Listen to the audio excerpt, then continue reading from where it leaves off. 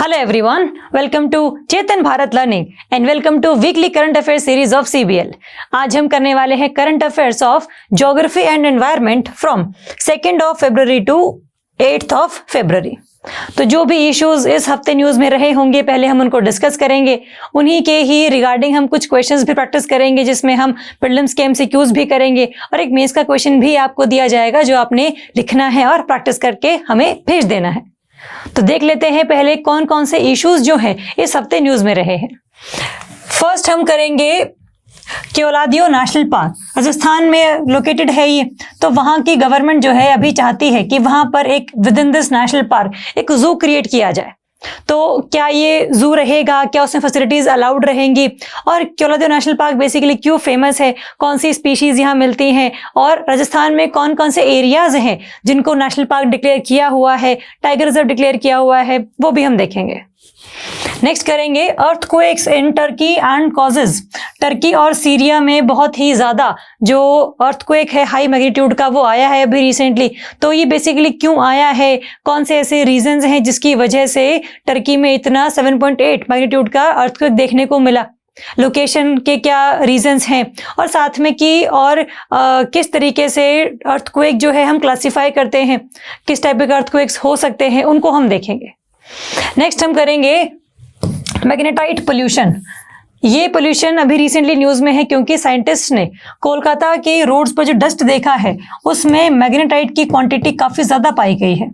तो अगर किसी भी डस्ट में किसी भी एरिया में अगर ये मैग्नेटाइट जो है पाया जाता है तो उसके क्या सिग्निफिकेंस है और क्या इसके नेगेटिव कॉन्सिक्वेंसेज हैं और बेसिकली पोल्यूशन कॉज कैसे होता है उसके बारे में देखेंगे। नेक्स्ट हम करेंगे वर्ल्ड वेटलैंड्स डे। 2 फरवरी को अभी रिसेंटली ही वर्ल्ड वेटलैंड डे मनाया गया है।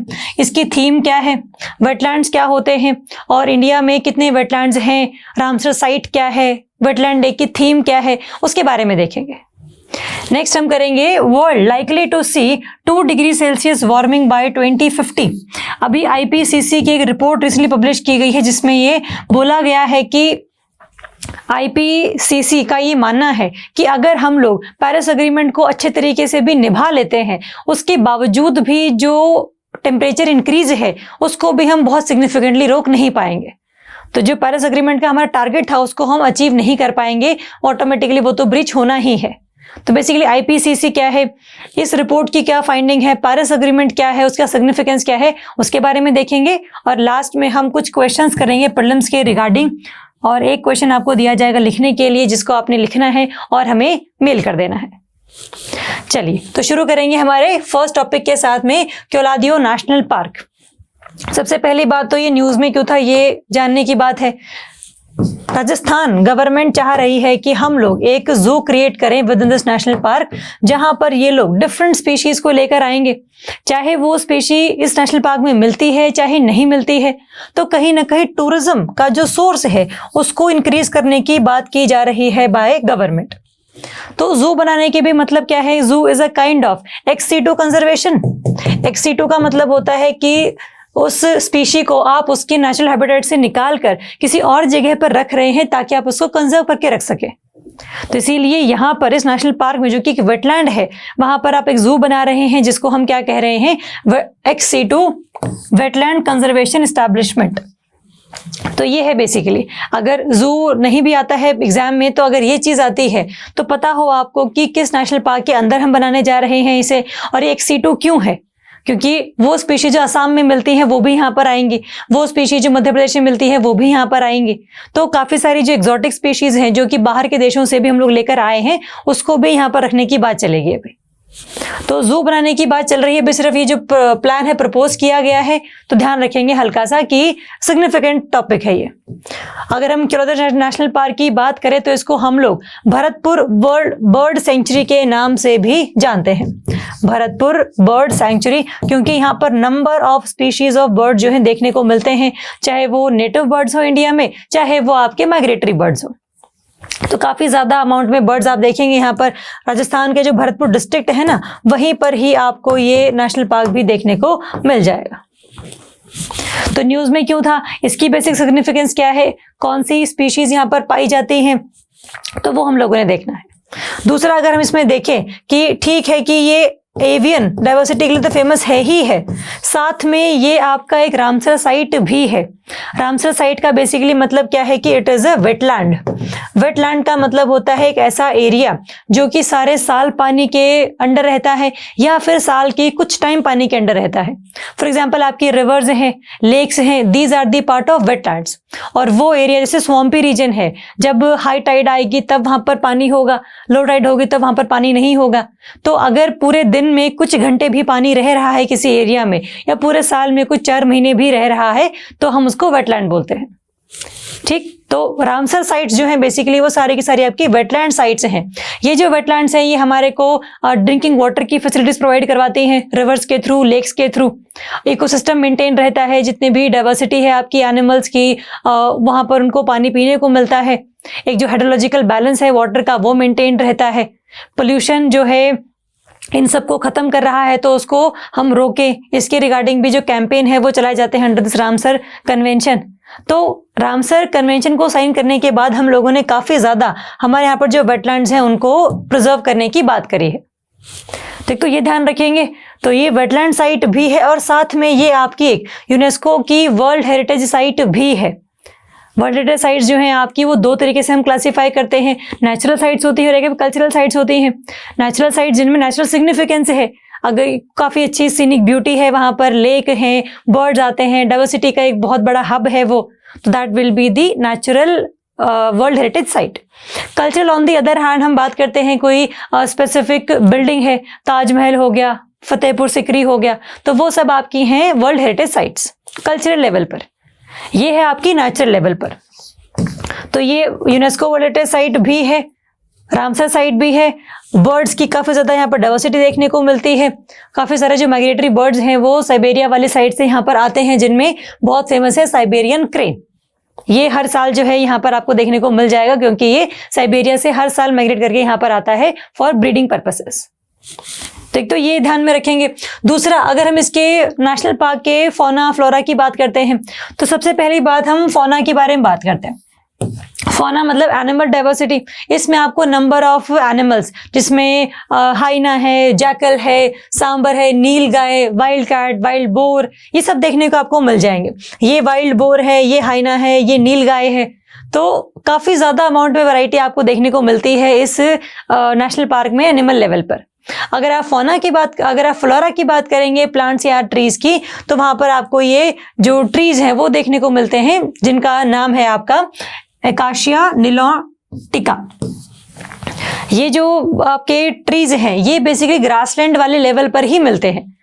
धीरे धीरे ये जो एरिया है वो अल्टीमेटली डेजर्ट में कन्वर्ट हो जाएगा जैसे जैसे आप आगे जाओगे, है ना। तो अभी ये जो प्लांट है, जो आपने देखा होगा बहुत बड़ा पेड़ होता है जिसमें ये येलो कलर के फूल से लगे होते हैं, तो ये काफी ज्यादा मिलते हैं आपको इस एरिया में, जिसका नाम आपको पता हो कि एकाशिया निलोटिका। ये आपने ध्यान रखना है। फौना के बारे में पता लग गया, फ्लोरा के बारे में पता लग गया। रिवर्स कौन सी पास करती हैं इस नेशनल पार्क में से? पेपर में क्वेश्चन आते हैं ये वाले कि कौन सी रिवर पार करेगी इस नेशनल पार्क को। तो इसका आंसर है आपका गंभीर रिवर और बाणगंगा रिवर। इस नेशनल पार्क से गुजरने वाली 2 रिवर्स हैं इंपॉर्टेंट, गंभीर और बाणगंगा। ये आपने ध्यान रखना है, ये इंपॉर्टेंट है। दूसरा, अगर आप बात करो इसमें कि ये जो कंजर्वेशन हम बना रहे हैं जूस के लेवल पर, इसमें होगा क्या क्या। देखिए, सबसे पहले तो जितनी भी इस नेशनल पार्क की बायोडाइवर्सिटी है उसको रिजुवनेट करने के लिए, उसको और ज्यादा बनाने के लिए हम लोग ये स्टेप उठा रहे हैं, so that we can boost the biodiversity of this area. दूसरा, ये जो पूरा प्रोजेक्ट है इसमें सिर्फ और राजस्थान गवर्नमेंट ही नहीं बल्कि फ्रांस की एक ऑर्गेनाइजेशन है जो कि पैसे प्रोवाइड कर रही है, सो दैट कंजर्वेशन जो है वो काफी अच्छे लेवल पर हो सके।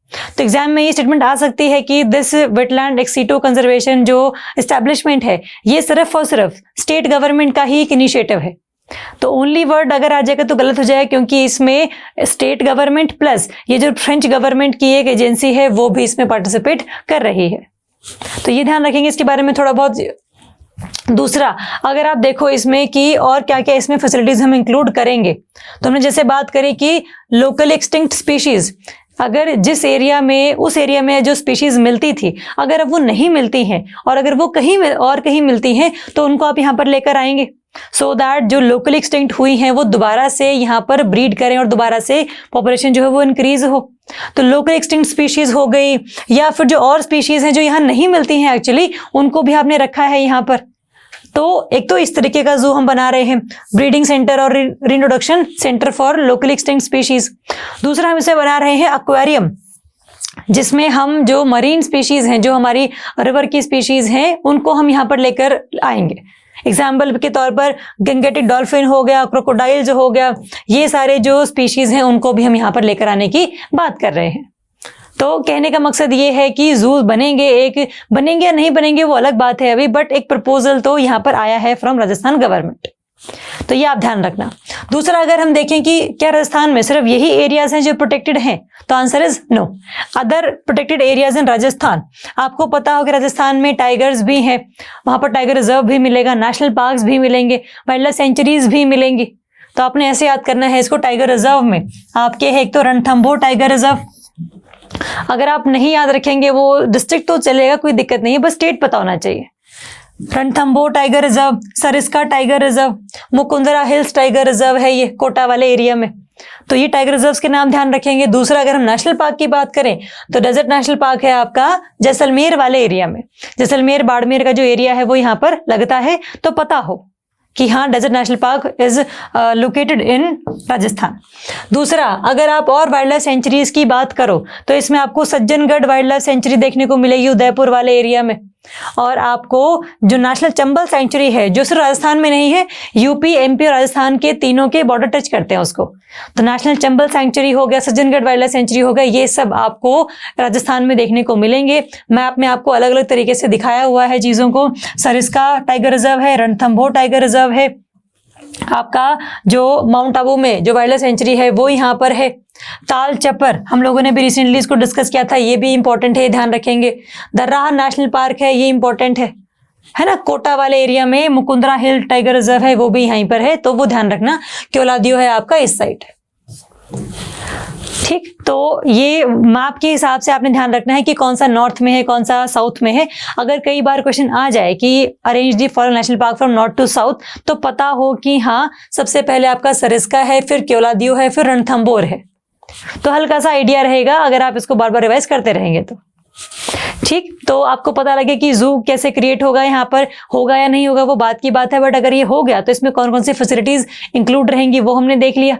जो नेशनल पार्क है वो किसके लिए फेमस है, फ्लोरा कैसी है, फौना कैसी है, ये हमने देख लिया। रिवर कौन सी फ्लो करती है इसमें से, और साथ में इसके अलावा और कौन कौन से एरियाज हैं जो कि यहाँ पर कंजर्व्ड एरियाज हैं, तो ये आपको ध्यान रखना है। चलिए नेक्स्ट हम बात करेंगे earthquake in Turkey and Syria. बहुत ज्यादा लेवल पर डिस्ट्रक्शन जो है वो कॉज हुई है अभी टर्की और सीरिया में अर्थक्वेक की वजह से। अभी तक ये माना जा रहा है कि मोर देन 15,000 जो लोग हैं उनकी डेथ हो चुकी है बिकॉज ऑफ दिस अर्थक्वेक। तो ये चीज। दूसरा, अगर हम बात करें इसमें कि कौन कौन सी कंट्रीज, कौन कौन सी जो प्लेट्स हैं उनके ऊपर सिचुएटेड हैं, तो ये पता हो हमें अर्थक्वेक की वजह से। दूसरा क्या है कि अर्थक्वेक होता क्या है, पहले तो यही पता होना चाहिए। अर्थक्वेक बेसिकली क्या है, जब किसी भी रीजन की वजह से कोई भी जो ग्राउंड है, जो लैंड है, अगर वो शेक करती है, उस लैंड की शेकिंग की वजह से जो भी एनर्जी उस एरिया में स्टोर्ड थी लैंड के विद इन, वो रिलीज हो जाती है। तो अर्थक्वेक जो आता है वो इन दी फॉर्म ऑफ वेव्स आएगा, जिसमें पी वेव हम लोगों ने पढ़ी हुई है, एस वेव हम लोगों ने पढ़ी हुई है। तो जो अर्थक्वेक है it is the sudden release of energy, और वो एनर्जी क्या है, in form of wave travel करती है, ठीक। तो ये ध्यान रखेंगे। दूसरा, अगर हम इस अर्थक्वेक की बात करें तो 7.8 मैग्नीट्यूड का अर्थक्वेक था, ये काफी हाई लेवल का। अगर हम मैग्नीट्यूड की बात करें तो इसको हम मेजर करते हैं on Richter scale. Richter scale पर हम इसकी जो मैग्नीट्यूड है ये हम इसमें मेजर करेंगे। और साथ में ये बोला जा रहा है कि पिछले 100 सालों में ऐसा कोई भी अर्थक्वेक नहीं है जो टर्की में इतना हाई डिस्ट्रक्टिव रहा है। 1939 में एक अर्थक्वेक आया था जो 8 मैग्नीट्यूड का था, उसमें भी काफी लोगों की जानें गई थी। तो उसके बाद ये नेक्स्ट डिजास्टर है जिसने इतनी सारी डेथ्स को कॉज किया है, तो ये ध्यान रखना। दूसरा, अगर हम इसमें बात करें कि जो लोकेशन है टर्की की वो कैसे रिस्पॉन्सिबल है यहाँ पर अर्थक्वेक आने के लिए, अगर हम देखें तो टर्की का 95% एरिया ऐसा है जो कि अर्थक्वेक प्रोन है। यहाँ पर जनरली अर्थक्वेक आते ही रहते हैं। अगर आप टर्की को देखोगे, टर्की आपकी पड़ती है यहाँ पर एनाटोलियन प्लेट। टर्की में आपको एनाटोलिया जो पेनिनसुला है वो भी देखने को मिलेगा और ये इसी प्लेट के ऊपर सिचुएटेड है। अगर आप इस प्लेट को देखो तो इस प्लेट के इस साइड है आपकी अरेबियन प्लेट, जहाँ पर आपकी सऊदी अरेबिया, ईरान वगैरह ये सब सिचुएटेड है, और यहाँ पर है आपकी यूरेशियन प्लेट जो जिसमें पूरा यूरोप और रशिया आता है ना। तो ये ध्यान रखना। तो साथ में इसके यहाँ पर पड़ती है आपकी ये एजियन प्लेट। ये वाला एरिया है ना, दिस इज एजियन प्लेट। अब है क्या ना कि ये जो प्लेट्स हैं आपस में मूव करती रहती हैं, ट्रैवल करती रहती हैं। कहीं जो प्लेट है वो कन्वर्जिंग बाउंड्री पर है, कहीं जो प्लेट है वो डाइवर्जिंग बाउंड्री पर है। तो इसमें से जो अरेबियन प्लेट है ना आपकी, इट इज मूविंग नॉर्थवर्ड, और जब ये नॉर्थवर्ड मूव कर रही है तब ये जो प्लेट है एनाटोलियन प्लेट जिसके ऊपर टर्की प्रेजेंट है, वो कहीं ना कहीं वेस्टवर्ड स्लिप होती चली जा रही है। और यही भी अभी भी हुआ है क्योंकि अरेबियन प्लेट जो है वो ऊपर की तरफ मूव कर रही है, इसीलिए जो ये जो वाला एरिया है प्लेट वाला एरिया, टर्की वाला एरिया, वो हल्का सा वेस्टवर्ड स्लिप हो गया है। तभी इसमें जो अर्थक्वेक आया भी है उसको हम क्या कह रहे हैं, स्ट्राइक स्लिप अर्थक्वेक, कि ये सिर्फ और सिर्फ इस वजह से आया है क्योंकि अरेबियन प्लेट आपके ऊपर मूव कर रही है जिसने इसको धक्का दिया है और ये वेस्ट की तरफ हल्की सी स्लिप हो गई है। तो एक तो ये ध्यान रखना है आपने। दूसरा क्या है, ये जो प्लेट है इसमें अगर आप एनाटोलियन प्लेट को ध्यान से देखें तो इसमें आपको दो फॉल्ट्स नजर आएंगे। एक फॉल्ट है आपका नॉर्थ एनाटोलियन फॉल्ट और एक है आपका ईस्ट एनाटोलियन फॉल्ट। फॉल्ट का बेसिकली मतलब है कि जहां से जो प्लेट है वो काफी कमजोर है, अगर हल्का सा भी शेकिंग होती है तो इसी एरिया में से जो एनर्जी है वो सबसे ज्यादा निकलती है। और यहाँ पर मेजरली जो दो प्लेट्स हैं आपस में से कन्वर्ज हो रही होती हैं या आपस में मीट कर रही होती है। मीट में कन्वर्जेंट भी आ गया और ट्रांसफॉर्म मूवमेंट भी आ गई उसमें। तो अगर आप इसमें देखो NAF जो है नॉर्थ अटलांटिक एनाटोलियन फॉल्ट या फिर ईस्ट एनाटोलियन फॉल्ट जो है, दोनों ही टर्की के बिल्कुल नॉर्थ में और ईस्ट में लगते हुए हैं। तो अगर हल्का सा भी कोई प्लेट मूव करेगा ऊपर की साइड तो अल्टीमेटली यहां पर जो है शेकिंग झेलने को मिलती है। तो एक तो ये चीज। दूसरा क्या है इसमें, अगर हम टर्की की और बात करें कि इसमें NAF है, इसमें EAF है, और मेनली जो NAF है ये आपका एक ऐसा मीटिंग पॉइंट है जहां पर आपकी एनाटोलियन प्लेट और जो यूरेशियन प्लेट है वो आपस में मीट करती है। और जब ये मीट करती है तब जो आपस में ये मीट कर रही हैं तब कभी ना कभी जो एनर्जी है वो रिलीज हो रही है in the form of waves, क्योंकि ये ना तो कन्वर्जेंट बाउंड्रीज है ना ही डाइवर्जेंट बाउंड्रीज हैं। इसमें क्या है, हल्का सा स्लिप ऑफ मूवमेंट है। स्लिप ऑफ मूवमेंट का मतलब होता है ये एक प्लेट है और अगर ये एक प्लेट है, एक जो प्लेट है वो ऐसे जा रही है, एक जो प्लेट है वो ऐसे जा रही है, तो आपस में ऐसे ऐसे ट्रैवल हो रही हैं, ना तो ये कन्वर्ज हो रही हैं ना डाइवर्ज हो रही हैं, बस ये इस तरीके से मूव कर रही हैं। तो जब ये मूव कर रही हैं उस वजह से जो एनर्जी रिलीज हो रही है उससे आता है बेसिकली आपका अर्थक्वेक। और प्लेट्स की मूवमेंट की वजह से ही वैसे तो अर्थक्वेक कॉज होता है, बट जो भी स्ट्रेस अंडर इन प्लेट्स के था वो भी रिलीज हो जाता है जो कि काफी ज्यादा डिस्ट्रक्शंस को कॉज करता है। तो आपको NAF के लोकेशन का पता हो जो मीटिंग पॉइंट है यूरेशियन और एनाटोलियन प्लेट का, और एक जो है आपका ये वाला अरेबियन प्लेट और एनाटोलियन प्लेट के बीच में जो है आपका ईस्ट एनाटोलियन फॉल्ट है। इन्हीं फॉल्ट्स की वजह से जो 95% ऑफ टर्की है it is in the earthquake prone regions. तो ये ध्यान रखना, थोड़ा सा प्लेट्स के बारे में पता हो और कि NAF क्या है, EAF क्या है ये पता हो। चलिए दूसरी हम बात करेंगे इसमें स्ट्राइक स्लिप अर्थक्वेक की। देखिए जैसे हम बात कर रहे थे कि दो ये प्लेट है, एक प्लेट ऐसे मूव कर रही है, एक प्लेट ऐसे मूव कर रही है, तो जो बीच में जो एरिया बना है दिस इज फॉल्ट। और अगर ये ऐसे मूव कर रही हैं तो जो अर्थक्वेक आएगा उसको हम क्या कहेंगे, स्ट्राइक स्लिप अर्थक्वेक।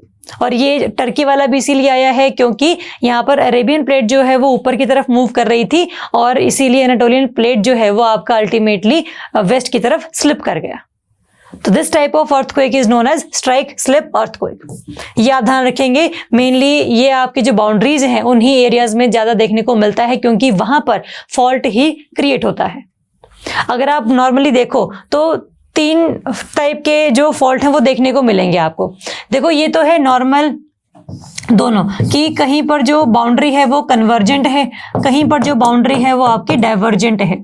ये तो है आपकी नॉर्मल अर्थक्वेक्स जहां पर दो जो प्लेट्स हैं वो आपस में कर रही हैं कन्वर्ज करेंगी तो भी प्लेट्स मूव तो कर रही हैं और अगर दो ओशियानिक या कॉन्टिनेंटल प्लेट है, तो जब ये मीट करेंगे तो ओशियानिक जो है वो नीचे की तरफ चली जाएगी और ये जो है प्रेशर बिल्डअप होता रहेगा और अर्थक्वेक आता रहता है। अगर ये दोनों ही कॉन्टिनेंटल प्लेट होंगी तो अल्टीमेटली क्या है, ना तो ये नीचे जाती है ना ये नीचे जाती है, तो अल्टीमेटली जो स्ट्रेस है वो बनता रहता है और अल्टीमेटली अर्थक्वेक्स आते रहते हैं। फॉर एग्जाम्पल आपका हिमालयन वाला जो एरिया है जहाँ पर इंडियन प्लेट और यूरेशियन प्लेट जो है जो मीट कर रही है, क्योंकि एक दूसरे के नीचे ये नहीं जा रही है, इसीलिए यहाँ पर अर्थक्वेक जो है बहुत ज़्यादा फ्रिक्वेंटली आते रहते हैं। दूसरा, अगर हम डाइवर्जेंट की बात करें कि एक प्लेट जहाँ यहाँ चली गई, एक प्लेट यहाँ चली गई, तो जब प्लेट्स की मूवमेंट ही हो गई है तो अल्टीमेटली अर्थक्वेक तो आना ही है। तो एक तो ये बाउंड्रीज होगी। दूसरी आपकी स्ट्राइक स्लिप वाली कौन सी थी, जब एक प्लेट ऐसे मूव कर रही है, एक प्लेट ऐसे मूव कर रही है और बीच में जो फॉल्ट क्रिएट हुआ है उसकी वजह से काफी ज्यादा जो एनर्जी है वो रिलीज हुई है। तो टर्की के केस आपको पता हो कि ना तो कन्वर्जेंट थी ना डाइवर्जेंट थी, अर्थक्वेक का type was strike slip earthquake. और एनाटोलियन प्लेट जो है उसका एनएएफ एरिया कौन सा है जहां पर मीट कर रही हैं आपकी यूरेशियन और आपकी एनाटोलियन प्लेट, और ईएएफ जो है ईस्ट एनाटोलियन फॉल्ट जो है उसमें आपका एनाटोलियन प्लेट और जो अरेबियन प्लेट है वो आपस में मीट कर रही है। और मीटिंग का मतलब है कि आपस में मर्ज हो रही है, क्योंकि प्लेट तो जा रही है ऊपर और इसको धक्का देकर यहाँ वेस्ट की तरफ शिफ्ट कर दे रही है। तो ये रीजन है टर्की में अर्थक्वेक आने का। तो ज्योग्राफिकल जो रीजन है वो हम लोगों ने देखना है कि why any area is earthquake prone, ऐसी क्या बातें हैं। जो आपका रिंग ऑफ फायर वाला एरिया है ना, जो हम डिस्कस करते हैं हमेशा कि वहां पर अराउंड 70% ऑफ अर्थक्वेक जो है पूरे वर्ल्ड के आते रहते हैं, वो वाली एरिया है आपका कन्वर्जेंट बाउंड्री वाला। रिंग ऑफ फायर वाला है कन्वर्जेंट बाउंड्री, जहां पर कन्वर्ज कर रही हैं आपकी दो प्लेट्स, जिसमें एक ओशियानिक है और एक आपका कॉन्टिनेंटल प्लेट है।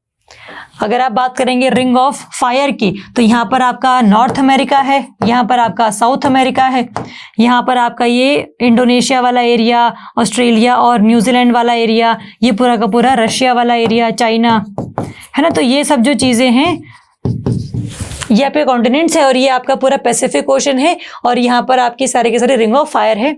तो यहाँ पर पैसिफिक प्लेट जो है इस वाले में नॉर्थ अमेरिकन प्लेट के नीचे की तरफ जा रही है, इस वाले केस में जो साउथ अमेरिकन प्लेट है उसके नीचे जा रही है, यहाँ पर आपका यूरेशियन प्लेट है जिसके नीचे ये जा रही है। तो ये नॉर्मल अर्थक्वेक्स, ये स्ट्राइक स्लिप अर्थक्वेक्स नहीं है। तो ये ध्यान रखेंगे नॉर्मल और कन्वर्जेंट, डाइवर्जेंट और स्ट्राइक स्लिप में क्या डिफरेंस है और क्या सिमिलैरिटीज है। चलिए नेक्स्ट हम बात करेंगे मैग्नेटाइट पोल्यूशन की। रिसेंटली न्यूज में था क्योंकि कोलकाता की सड़कों पर साइंटिस्ट ने ये देखा कि बहुत ही ज्यादा डस्ट में मैग्नेटिक पार्टिकल्स प्रेजेंट है। मैग्नेटिक मतलब आयरन के ऑक्साइड्स, मैग्नेटाइट। जैसे आप व्हीकल्स की बात करेंगे तो व्हीकल से मैग्नेटाइट बेसिकली रिलीज हो रहा है, जो आपकी इंडस्ट्रीज हैं वहां से मैग्नेटाइट रिलीज हो रहा है और अल्टीमेटली जा रहा है या आपके एटमॉस्फेयर में। और एटमॉस्फेयर से क्या है, अल्टीमेटली जो ह्यूमंस हैं वो इनहेल करेंगे इन्हें। ह्यूमंस की भी जो हेल्थ है वो खराब होती है because of inhalation of magnetite particles. तो इसलिए काफी न्यूज में था ये। अगर आप मैग्नेटाइट की बात करोगे तो जिस एरिया में ज्यादा इंडस्ट्री से ज्यादा व्हीकल्स आपको देखने को मिलेंगे वहां पर level of magnetite pollution will be more. जहाँ पे ट्रैफिक ज्यादा वहां पर पोल्यूशन ज्यादा। तो ये एक आप कह लो कि स्टडी में पाया गया है कि कोलकाता वाले एरिया में काफ़ी ज़्यादा इस लेवल का पोल्यूशन हम देख रहे हैं। और सिर्फ कोलकाता ही नहीं, इसके अलावा बाकी और सिटीज़ भी ऐसी हो सकती हैं जहां पर ये पोल्यूशन पाया जाता हो। बस इसके ऊपर अभी ध्यान नहीं दिया गया है, इसलिए हम इसको ज़्यादा लोगों को अवेयर भी नहीं करवा पा रहे हैं। दूसरा, अगर हम बात करें कि मैग्नेटाइट पोल्यूशन में, तो magnetite is an oxide of iron Fe3O4। और ये क्यों आता है एटमॉस्फेयर में? माइनिंग की वजह से, स्टील प्रोडक्शन की वजह से, इंडस्ट्रियल प्रोसेसेस की वजह से, व्हीकल्स की वजह से। सबसे बेस्ट क्वालिटी का जो आयरन ओर है वो यही वाला है। उसके बाद आता है हेमेटाइट, फिर आता है आपका लिग्नाइट और उसके बाद आता है आपका पीट, है ना। तो ये सारे ये पहले है आपका मैग्नेटाइट और फिर है आपका हेमेटाइट और फिर है आपका लिमोनाइट और फिर है आपका सीडेराइट। जो लिग्नाइट और पीट हैं वो आपके कोल के ओर्स हैं, तो वो ध्यान रख लेना। जितना ज्यादा आयरन कंटेंट होगा उतना ही ज्यादा अच्छा ये ओर होता है। तो मैग्नेटाइट में अराउंड 75% के करीब जो है वो मिलता है आयरन, एंड अगेन डिक्रीजेस होता रहता है with hematite, limonite and siderite. तो कहाँ मिलता है, कहाँ ये मैग्नेटाइट जो है, ये आयरन जो है इंडिया में, वैसे कहाँ कहाँ मिलता है देख लेते हैं एक बार। इंडिया में आयरन ओर्स की माइन कहाँ कहाँ पर है? गोवा वाले एरिया में है, कर्नाटका वाले एरिया में है, बहुत फेमस कुद्रेमुख माइंस है यहाँ पर। कर्नाटका वाले एरिया में ये बेलारी हॉस्पिट सेक्टर, यहाँ पर काफी ज्यादा आयरन आपको देखने को मिलेगा। छत्तीसगढ़ वाला एरिया हो गया, वेस्ट बंगाल का, झारखंड वाला सेक्टर हो गया। तो इंडिया में अराउंड 9 to 10 स्टेट्स हैं जहां पर आपको आयरन ओर देखने को मिल जाता है। आयरन ओर इंडिया में काफी ज्यादा प्रोड्यूस किया जाता है, जो कि अल्टीमेटली हम लोग स्टील प्रोडक्शन में भी यूज करते हैं। और जिससे क्या है, आयरन के यूसेज से जो पोल्यूशन निकल रहा है उसमें कहीं ना कहीं मैग्नेटाइट के जो पार्टिकल्स हैं वो आपको देखने को मिलते हैं। चलिए, अगर हम बात करेंगे कि इसके क्या इम्पैक्ट हैं, कि व्हाट आर द इम्पैक्ट्स, कि हम क्यों इसको रोकना चाह रहे हैं, तो पहला इसका जो इम्पैक्ट होगा वो है ऑन माइग्रेटरी बर्ड्स। जो भी बर्ड्स आ रहे हैं, माइग्रेटरी हैं, चाहे नेटिव ही क्यों ना हो, जब वो उड़ रहे हैं तब कहीं ना कहीं जो डस्ट पार्टिकल्स हैं वो भी इनहेल कर रहे हैं, और जिसकी वजह से जो बायोडाइवर्सिटी है बर्ड्स के केस में वो भी हमारी जो है कहीं ना कहीं सफर कर रही है। तो उनका सर्वाइवल हो गया, डिजीजेस हो गई, और इनका जो रिप्रोडक्शन रेट हो गया उसको कहीं ना कहीं इम्पैक्ट करता है। फिर हम बात करेंगे इसमें कि अगर ये मैग्नेटाइट पार्टिकल्स चले जाते हैं सॉइल या वाटर में, सॉइल में अगर चले जाते हैं तो कहीं ना कहीं सॉइल की जो एक हेल्थ है उसको कहीं ना कहीं डिस्टर्ब करते हैं। ये आयरन कंटेंट ज़्यादा होता है तो प्लांट्स भी उसको ज़्यादा अब्जॉर्ब करते हैं, तो इसीलिए जितना रिक्वायर्ड है उससे भी कहीं ज़्यादा अगर आयरन अगर आपको मिलेगा तो फिर वो कहीं ना कहीं नुकसानदायक होगा। दूसरा, अगर ये आयरन का जो ओर है वो चला जाता है इन वाटर, तो अल्टीमेटली यस, मरीन जो लाइफ है, मरीन जो एनिमल्स हैं वो भी इसको इनहेल करेंगे। जैसे बर्ड्स के केस में डिजीज आ रही थी, वैसे ही आपके फिशेस के केस में डिजीज भी आएंगी। और जैसे ये बर्ड्स और मरीन है, वैसे ही आपका जो ह्यूमंस है, ह्यूमंस भी अगर इनहेल करते हैं तो कहीं ना कहीं cancer, cardiovascular diseases, central nervous system को कहीं ना कहीं इम्पैक्ट करता है। तो ये कुछ इम्पैक्ट्स हैं इसके। साथ में जो मैग्नेटाइट पार्टिकल्स हैं, ये स्टील के जो स्ट्रक्चर्स हैं, स्टील की जो बिल्डिंग्स हैं, उनको कहीं ना कहीं कोरोड करने के लिए भी रिस्पॉन्सिबल माने जाते हैं। तो they help in corrosion of buildings. तो जो एक स्ट्रक्चर है वो कहीं ना कहीं उसको वीक करा जा रहा है, तो कहीं ना कहीं बिल्डिंग्स जो है वो ज्यादा गिर सकती हैं। दूसरा, operation of electronic equipments such as compasses, navigation systems, उनके भी वर्किंग में कहीं ना कहीं जो मैग्नेटिक पार्टिकल्स हैं ये वाले इंटरफेयर कर सकते हैं। तो ये कम्युनिकेशन लेवल पर हो गया, डिजीज लेवल पर हो गया, बर्ड्स में और फिशेज में और ह्यूमंस के लेवल पर जो नेगेटिव कॉन्सिक्वेंसेस हैं वो आपने देखने हैं, और साथ में जो बिल्डिंग्स हैं उनको भी ये नेगेटिवली इम्पैक्ट कर रहा है। कहाँ पाया गया है ये पोल्यूशन, क्या इसका सिग्निफिकेंस है, और अल्टीमेटली इसको हम कैसे नेगेटिवली देखते हैं वो आपने देखना है एक बार। चलिए, नेक्स्ट हम बात करेंगे वर्ल्ड वेटलैंड डे की। हर साल 2 फरवरी को हम लोग ये मनाते हैं, क्योंकि 2 फरवरी को ही 1971 में रामसर कन्वेंशन की गई थी, जिसके बारे में हम लोगों ने भी बात करी थी कि Ramsar convention is regarding Ramsar sites की declaration. Ramsar sites are wetlands. तो वेटलैंड्स क्या होता है ये हम लोगों ने देखा हुआ है, अभी जस्ट अभी बताकर हटी हूं मैं, तो वो ध्यान रखेंगे। और 71 में 2 फेब को ये साइन हुई थी, इसीलिए ही हम वर्ल्ड वेटलैंड डे मनाते हैं। इसकी थीम के बारे में देख लेते हैं एक बार। थीम है इसकी wetland restoration. It's time for wetland restoration, कि जितने भी आपके एरियाज जो कि खत्म होते जा रहे थे उनको दोबारा से रिस्टोर करने की अब आपको कोशिश कर लेनी चाहिए। ठीक, तो थीम पता हो हमें बेसिकली, और साथ में हमें ये डे कब मनाते हैं वो पता हो। इंडिया ने भी इस कन्वेंशन को साइन किया हुआ है, और इंडिया ने कन्वेंशन साइन की थी 1982 में। 82 से ही इंडिया जो है इसका पार्टी है, और तब से लेकर अब तक इंडिया ने टोटल 75 जो रामसर साइट्स हैं उनको डिक्लेयर किया है। क्योंकि ये साल हम लोग मना रहे हैं आजादी का Amrit Mahotsav, 75 years of independence हम मना रहे थे अभी, तो इसीलिए इसको आगे सेलिब्रेट करते हुए हमने रामसर साइट भी 75 कर दी है, जिसका कुछ मैप जो है यहाँ पर दिया गया है आपको। फॉर एग्जांपल वुलर लेक है आपके जम्मू एंड कश्मीर वाले एरिया में, होकेरा वेटलैंड है जम्मू एंड कश्मीर वाले एरिया में। अगर आप नीचे की तरफ आओगे, सांभर लेक है राजस्थान वाले एरिया में। केलादो नेशनल पार्क रामसर साइट्स है जो राजस्थान में हम लोगों ने जस्ट अभी पढ़ा। तो वेटलैंड क्या होता है ये हम पढ़ चुके हैं, इसकी सिग्निफिकेंस क्या है वो हम देख चुके थे। वर्ल्ड वेटलैंड डे हम 2 फरवरी को ही क्यों मनाते हैं वो हमने देख लिया। थीम क्या है इसकी वो हो गया। इंडिया में कितनी रामसर साइट्स हैं, कब इंडिया ने ज्वाइन किया था ये कन्वेंशन, और साथ में इंडिया में साइट्स कौन कौन से स्टेट्स में अवेलेबल हैं। और पेपर के पॉइंट ऑफ व्यू से आपने 75 की जो ये लिस्ट है ये आपने ध्यान रखनी है। पेपर में क्वेश्चन या तो स्टेट वाइज मार्क करने पर आएगा या फिर ये आ सकता है कि बताइए इन स्टेट्स को लगाइए in the decreasing order of Ramsar sites. तो किसी में 10 हैं, किसी में 6 हैं, किसी में 5 हैं, तो कम से कम पहली जो 10 स्टेट्स हैं वो आपको पता हो कि पहले जो सबसे इंपॉर्टेंट स्टेट है जिसमें सबसे ज्यादा रामसर साइट्स हैं वो कौन सा है, सबसे कम वाले कौन से हैं, है किसी में एक भी नहीं है। हरियाणा में तो अब आ गई है एक, तो मतलब काफी सारी हैं जो स्टेट्स जिनमें नहीं कोई रामसर साइट है। तो आपने ध्यान रखना है कि पेपर में किस तरीके से इन टॉपिक्स के ऊपर क्वेश्चन आ सकता है, इनको हम वैसे ही तैयार करके चलेंगे। चलिए नेक्स्ट हम बात करेंगे world likely to see 2 degree Celsius warming by 2050। 2050 तक आते आते हम लोग 2 डिग्री सेल्सियस का प्रिवेंशन ऑफ क्लाइमेट चेंज हम अचीव नहीं कर पाएंगे। अब इसके पीछे का बैकग्राउंड क्या है? हम लोगों ने 2015 में पेरिस अग्रीमेंट को साइन किया था। पेरिस अग्रीमेंट में स्पेशली ये बोला गया था कि आप कोशिश कीजिए कि जो आपका प्री इंडस्ट्रियल लेवल पर टेम्परेचर था, एवरेज का मतलब होता है सर्दियां गर्मियां वर्ल्ड का हर एक एरिया मिलाकर, प्री इंडस्ट्रियल लेवल में जो एवरेज टेम्परेचर था पूरे अर्थ का मान लीजिए था 15 डिग्री सेल्सियस, अर्थ का एवरेज टेम्परेचर। और आपने ये 15 डिग्री सेल्सियस से आगे बढ़ने नहीं देना है, क्योंकि अगर एवरेज टेम्परेचर बढ़ता है तो क्लाइमेट चेंज होता है, मेल्टिंग ऑफ ग्लेशियर्स होता है।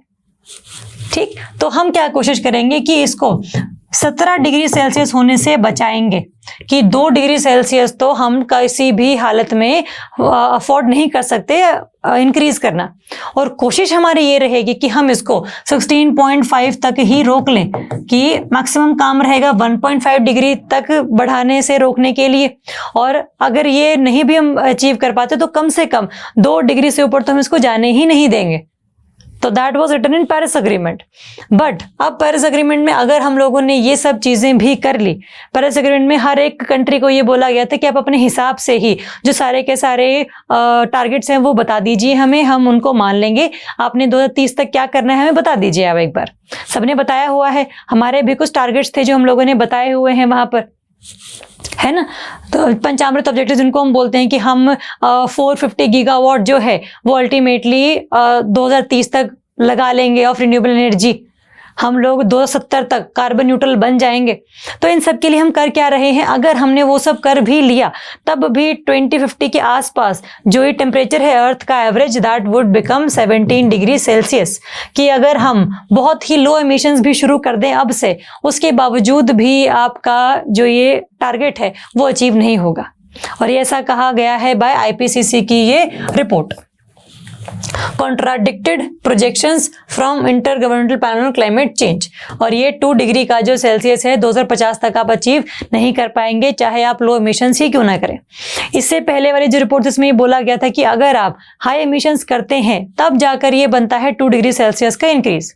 लेकिन अब बोला गया है कि अगर आप लो एमिशंस भी करेंगे उसके बावजूद भी you will not be able to achieve your targets.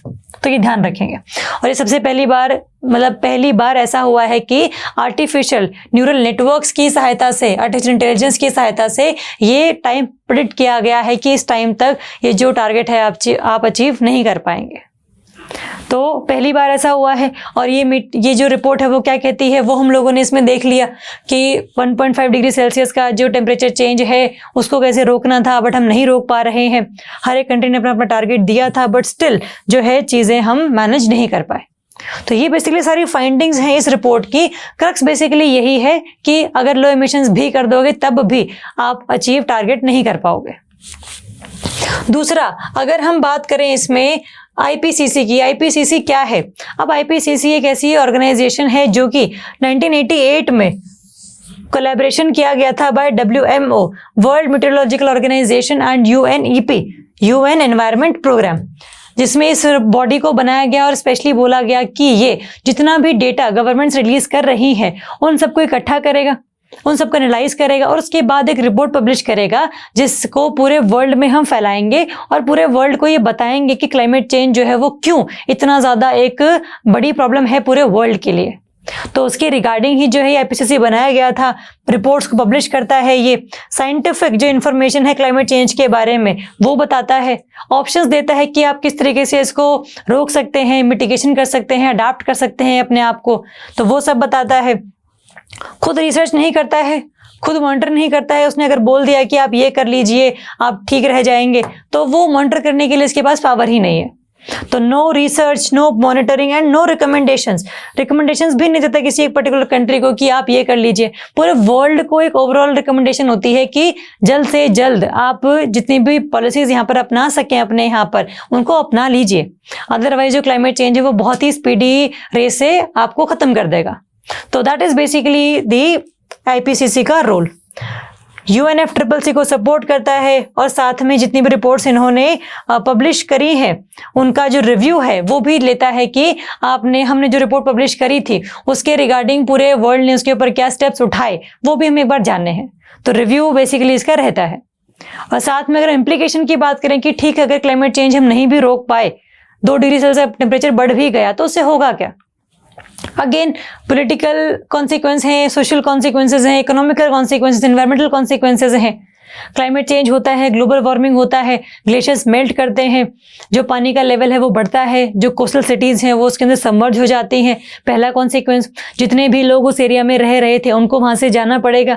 Social consequence, migration होगा बहुत ज़्यादा लेवल पर, जिन एरियाज में वो जाएंगे वहाँ पर भी कहीं ना कहीं कॉन्फ्लिक्ट होगा कि आप वहाँ से आए हैं, पहले ही हमारे यहाँ पर जॉब्स कम थी तो हम आपको जॉब्स कैसे दें, तो रहने की जगह भी नहीं है हमारे पास तो यहाँ पर, तो वो सारी चीज़ें।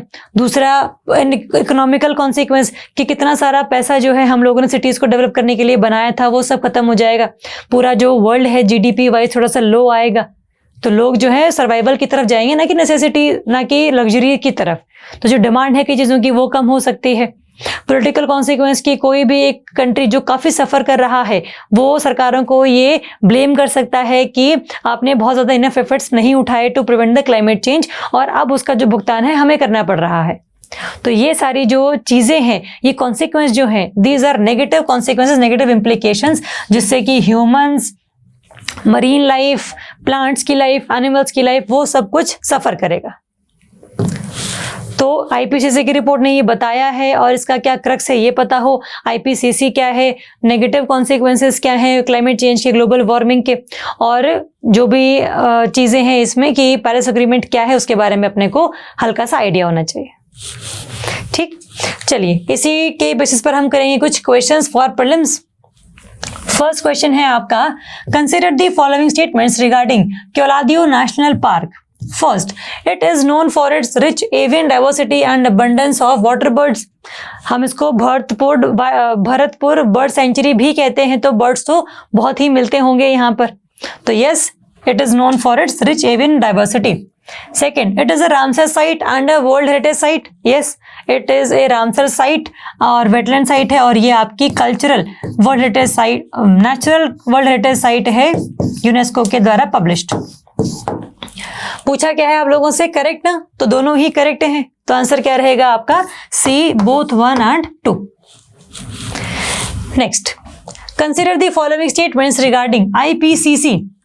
It is a joint collaboration of WMO and UNEP established in 1978। 78 में तो नहीं था, 1988 में था ये, तो this statement becomes wrong। Second, it conducts research and monitoring on its own। देखो रिसर्च भी नहीं खुद ये करती, मॉनिटरिंग भी नहीं करती, बस ये रिव्यू लेती है एक तरीके से कितना काम आप लोगों ने किया, ऑन इट्स ओन नहीं करती है ये। तो पूछा क्या है आप लोगों से, करेक्ट स्टेटमेंट, तो दोनों ही करेक्ट नहीं है, तो आंसर क्या रहेगा आपका डी, नाइदर 1 नॉर 2। नेक्स्ट, अगर हम मेंस के क्वेश्चन की बात करें तो मेंस का क्वेश्चन है आपका आईपीसीसी के ऊपर ही, that IPCC states that the planet is likely to warm up by 2 degrees Celsius by 2050 even under a low emission scenario examine। कि 2050 तक अगर आप लो emissions भी करते हैं उसके बावजूद भी you will not be able to achieve your target। तो बेसिकली अब इसके क्या मतलब है ये आपने करने हैं एग्जामिन। तो पहले आप रिपोर्ट के बारे में हल्का सा बताएंगे कि इस रिपोर्ट ने क्या बोला इंट्रोडक्शन में। दूसरा कि इसके रीजंस कि ऐसा क्यों होगा, लो इमिशंस अगर आप अपना भी लोगे तो ऐसे क्या कॉजेज हैं जिसकी वजह से आप टारगेट अचीव नहीं कर पाएंगे।